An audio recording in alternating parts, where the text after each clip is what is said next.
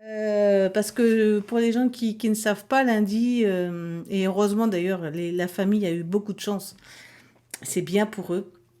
Lundi, j'ai été jouer à une cérémonie funéraire.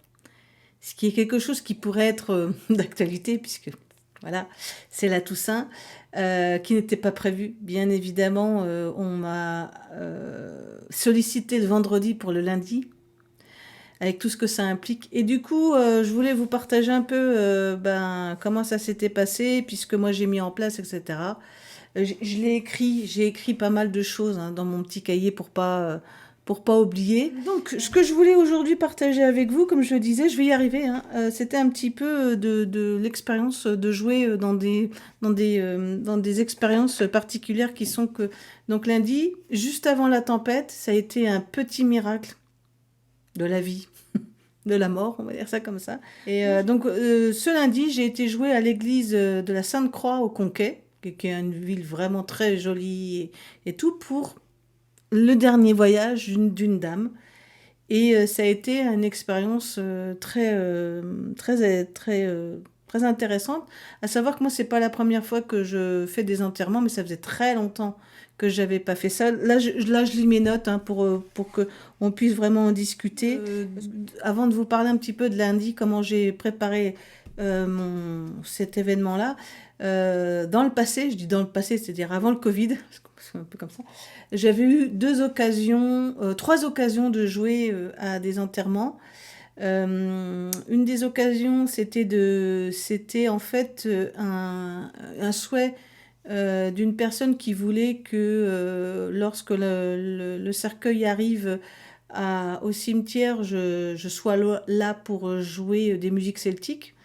Donc c'était au cimetière Montparnasse. Donc c'était assez intéressant parce que je suis arrivée avec ma voiture dans le cimetière, j'ai installé ma harpe, et les gens me regardaient. Je savais que le, le, le cortège allait arriver vers 15 heures et tout. C'était assez bon, voilà quoi. Mais c'était très chouette. Les gens déjà à cette époque-là, je sentais qu'il y avait un potentiel, on va dire ça comme ça. Mais il y avait quelque chose qui se passait. Donc ça, c'était une de mes premières expériences et c'était assez confortable parce que j'avais entre guillemets un catalogue de morceaux assez variés et du coup les gens piochaient et donc je les maîtrisais assez bien que ce soit Brian Boru, Greensleeve et tout et du coup voilà sur à peu près 30 minutes j'ai joué différents morceaux que la personne je crois que c'était une dame pour sa maman avait choisi parce qu'elle était bretonne et que le cimetière Montparnasse c'est un peu le quartier des Bretons et donc voilà, et j'avais eu des très bons retours. Les gens d'ailleurs étaient étonnés de voir une petite harpe parce que certains pensaient, enfin ne connaissaient pas la harpe celtique, donc il y avait plein de choses quoi. Puis il faisait beau. Je crois que c'était en automne en plus, mais il avait fait beau ce jour-là.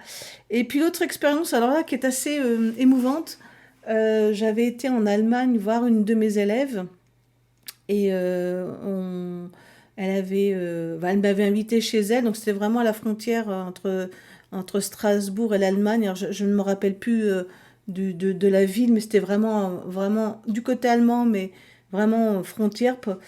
Et c'est là d'ailleurs où j'avais découvert la PlayStation. Hein, comme quoi, voilà quoi.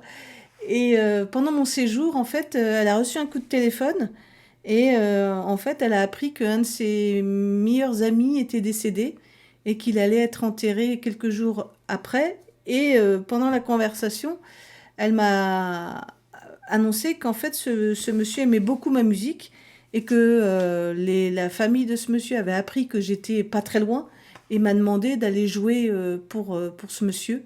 Donc, euh, donc j'ai joué pour un fan alors que je ne l'ai jamais rencontré à son dernier voyage. Donc c'était et en plus féru de Templier. C'était un Templier. Voilà, il faisait partie d'une reconstitution, ce qu'on appelle, et mon élève d'ailleurs faisait de la reconstitution en fait médiévale. Et ouais, c'était très très étrange. Hein. Et en fait, voilà, il se connaissait parce qu'il faisait partie de la même troupe allemande. Et elle faisait partie comment, dans la reconstitution, vous avez différents parties, je ne sais pas si vous connaissez, hein, mais vous avez bien sûr, vous avez quelqu'un qu'on appelle le chef qui essaye de coordonner dans la troupe un peu de tout. Vous avez les gens qui veulent faire un peu la guéguerre, donc c'est souvent des garçons d'ailleurs, qui sont en chevalier, etc. Et puis les femmes, elles peuvent aussi faire la guerre, hein. Il y a des femmes qui ont leur tenue, etc. Et puis vous en avez qui aiment bien faire la popote, qui aiment bien faire de la broderie, qui aiment bien... Et puis montrer ça en reconstitution, quoi. Moi j'étais la barde, hein, celle qu'on n'attache pas. Et, euh, et donc, mon élève, elle, voilà, elle faisait, je crois que elle faisait de la broderie, elle faisait des trucs comme ça. Et puis le monsieur, bah, lui, il était templier, voilà. Certainement que, en se rencontrant, elle lui avait parlé de moi, et puis il avait acheté des albums, etc. Et donc je me suis retrouvée dans une église française, à la frontière, je sais plus où, je vous avoue que avec des gens que je ne connaissais pas, et j'ai dû jouer deux, trois morceaux, et c'était complètement surréaliste, quoi. Je voyais le cercueil d'un monsieur qui adorait ma musique, mais que je n'avais jamais rencontré, quoi. C'est le LARP, oui, ça s'appelle comme ça, ouais. Et